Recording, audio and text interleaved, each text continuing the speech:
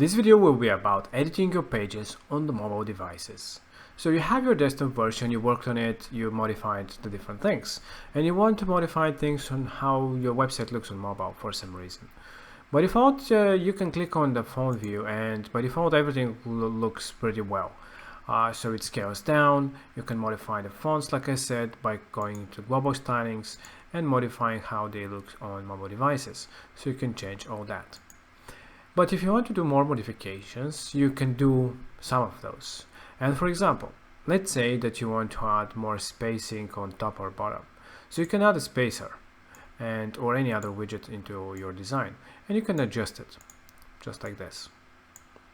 And by adding any widget or block, you see that you have this blue phone icon. That means that this widget will only be available on mobile. So when you save, for example, and go on desktop, you will see that you will not have spacers. You only have the normal margins that you already had. Alright, so what else you can do? You want to modify the looks and things like this. Keep in mind that if you modify anything here, you'll change it also on desktop view.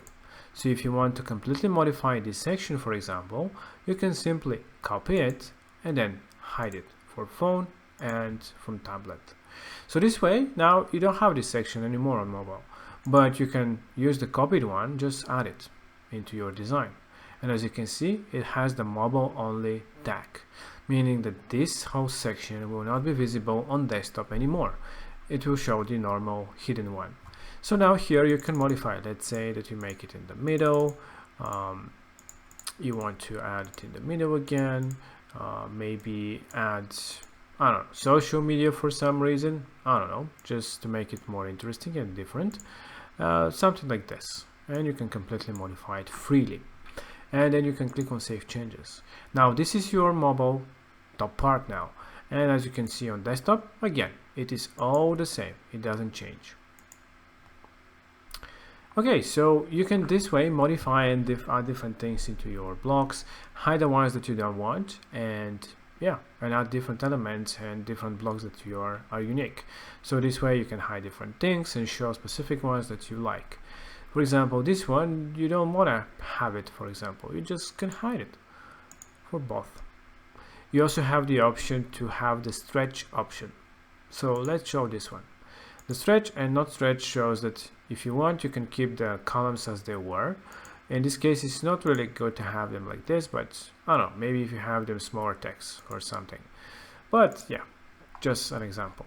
Here you can modify different things again, spacings, etc., add different things. And as you can see, it's really, by default, it scales very well. It's minor things that you can adjust here and there, hide a few sections, add different things to the mobile to make it more usable for your users. And this is it. You can do it also for mobile tablets as well. So for tablets, you can adjust different things. But by default, I think it looks pretty well the way it is. But again, if you want to add different things, you can do and hide things on mobile or on tablet only. So you can play around and create a completely different design for mobile devices. So this is how simple it is to build your designs on phone and tablet as well.